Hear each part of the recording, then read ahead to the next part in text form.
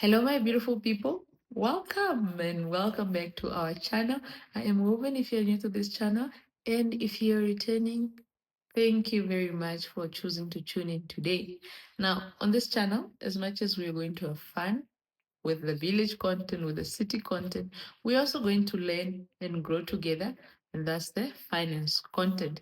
Hence, today's video, the topic is some of the best financial decisions I've made in my 20s. Yes, I'm in my 30s, so I'm telling a lived experience of my 20s. As much as I made some good decisions, I also made some terrible decisions. So please don't feel bad. And hopefully you can learn from this decision. My beautiful people, this is in no way financial advice. If you do require financial advice, please contact someone that is registered with NAMFISA. Now, let's get into the decisions I made in my 20s, or some of them at least, that I made in my 20s that I think were some of the best financial decisions. One was a career move. I changed jobs. You know, when I changed jobs, I was able to start earning three times my salary where I was earning before. So that was very crucial. And I don't know why we don't talk about it. One of the fastest ways to actually increase your earnings, increase your salary, is through changing jobs, right? And hear me out. I am in no way encouraging job hopping, right? Because job hopping can be detrimental to your CV, to your career. You need to ensure that you have garnered enough experience. And I always say, my guidance is to say between 3 to 5 years in a role or in a company should be sufficient for you to then start looking. But I also need to say this.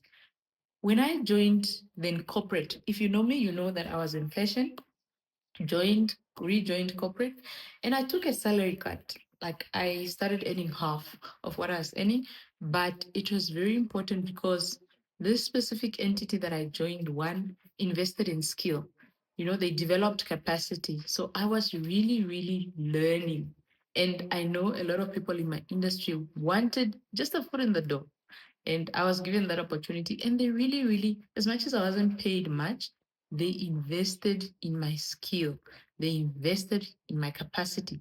That's why when I actually then changed jobs, I was able to get that job on the spot. I remember being interviewed and they were like, please hold on for 30 minutes.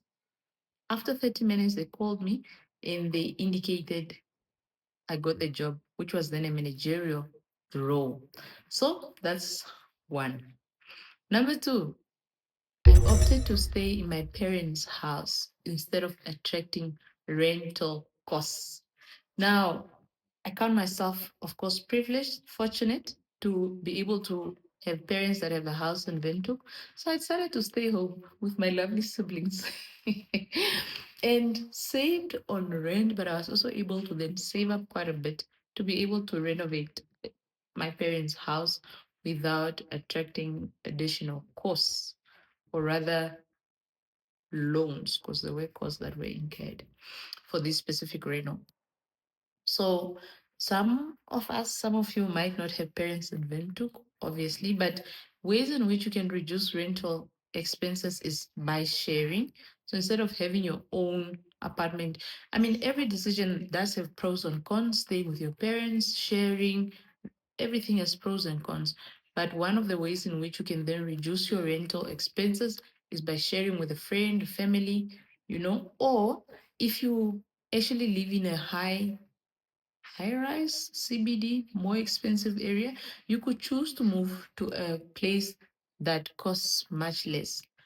Obviously, without disregarding your safety and obviously having taken into consideration your entire life. But that is one of the ways that I saved on rental expenses.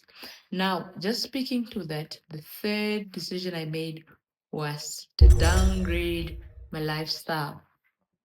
I'm a very brave girl. If I want something, I will work and I will get it. Well, God obviously is my provider. I am not taking all the credit. But yeah, I work quite a bit. And once I set my mind to something, then I do it eventually. So at some point in my 20s, I was like, I want to live in CBD in a luxury apartment. So did just that. But after a while, I realized, what is it worth? I then decided to downgrade my lifestyle, where rental costs then also ended up coming down by half, 14,000 to a place that costed 7,000. Still very secure in a secure neighborhood. So downgrading, do not be shy, guys, especially in the world of social media. Social media just makes it like everybody's doing well except you. Maybe not except you, but everyone is doing well. You're seeing your friends are buying new Mercs, BMs. Your friends are frequenting Cape Town. They are globetrotters. They are in luxury shops. You're seeing all those things, and we're only human. Sometimes you wonder, these are my peers. How are they doing this? And I'm doing that. But you do not know people's full story. You do not know the full picture. Those people could be drowning in debt, but also there are just some that are doing really well.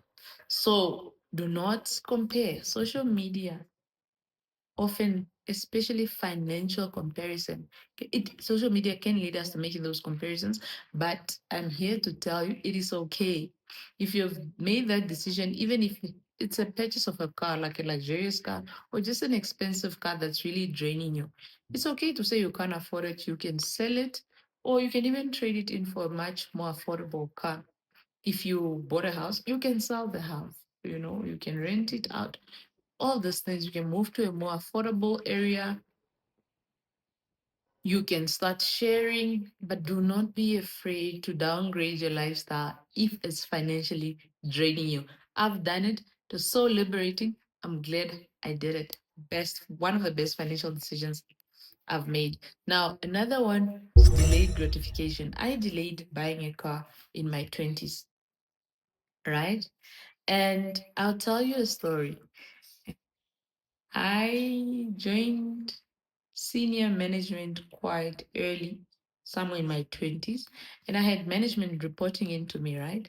And we got remunerated quite decently, and of course this is subjective.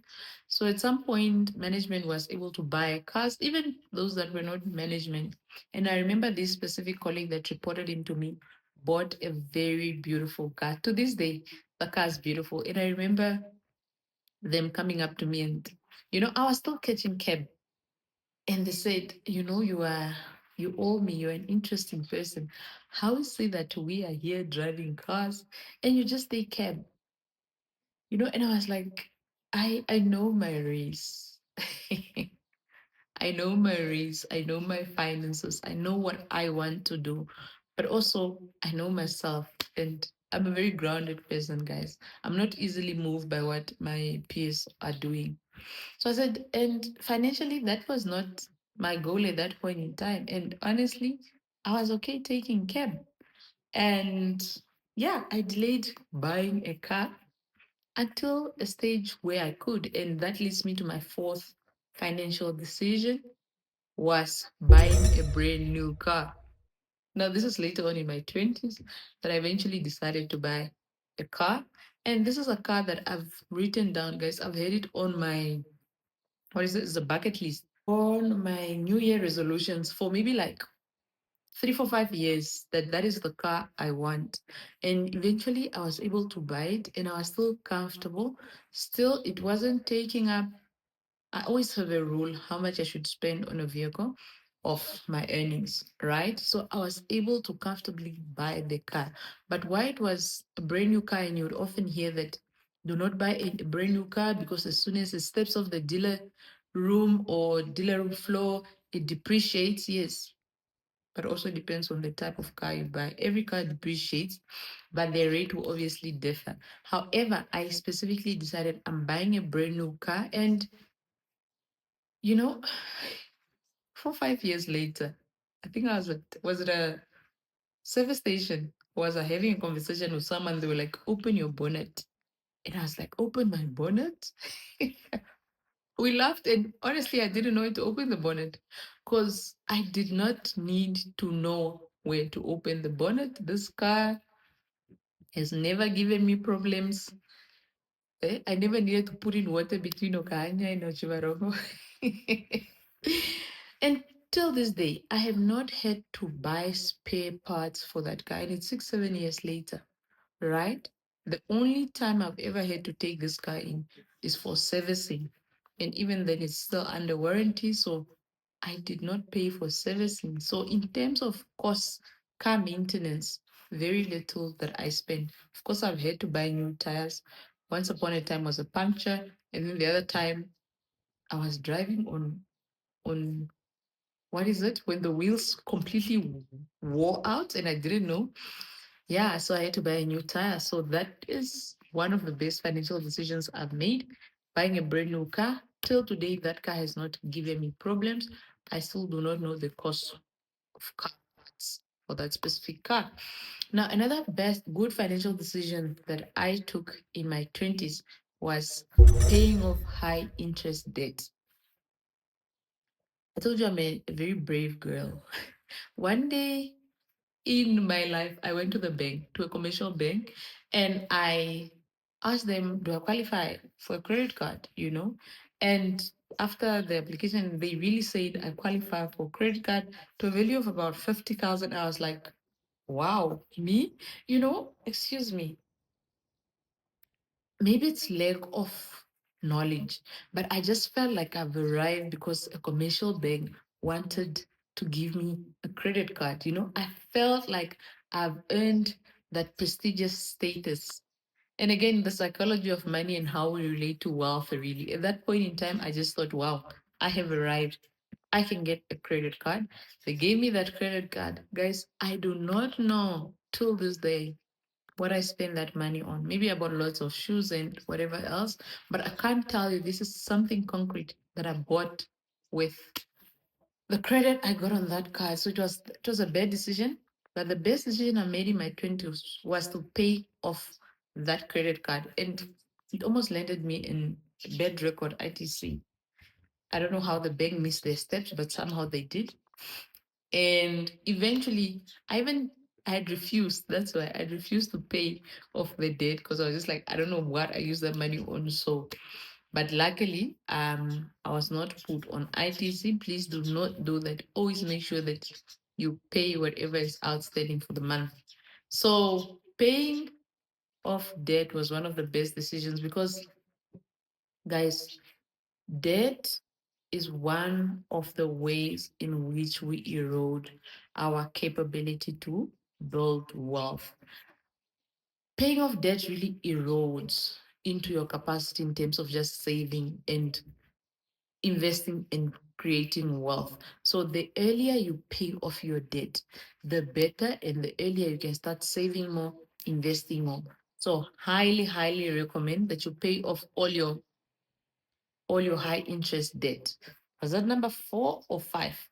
And finally, there's more, but for now, these are the 6, 7 that we're going to look at. It's really just equipping myself with financial knowledge.